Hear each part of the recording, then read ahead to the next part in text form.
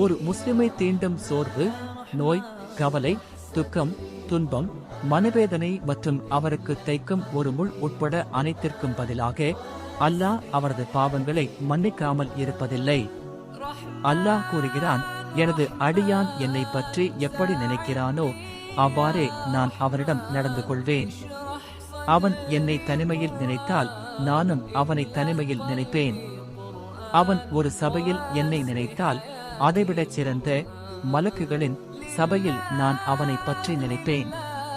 நிச்சயமாக இறை நம்பிக்கையாளரின் நிலை ஆச்சரியமானது.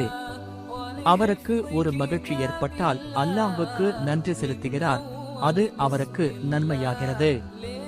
அவருக்கு ஒரு துன்பம் ஏற்பட்டால் பொறுமை காக்கிறார், அதுவும் அவருக்கு நன்மையாகவே முடிகிறது.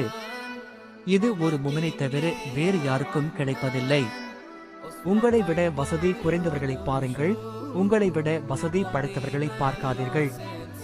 அல்லாஹ் உங்களுக்கு அளித்திருக்கும் அருட்கொடைகளை நீங்கள் குறைத்து மதிப்பிடாமல் இருக்க இதுவே சிறந்த வழியாகும்.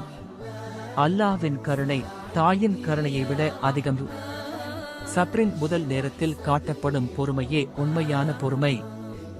யாராவது அதிகமாக இஸ்திக்பார், மன்னிப்பு கேட்பது செய்தால் அல்லாஹ் அவருக்கு ஒவ்வொரு கவலையிலிருந்தும் வெளியேறும் வழியை தருவான்.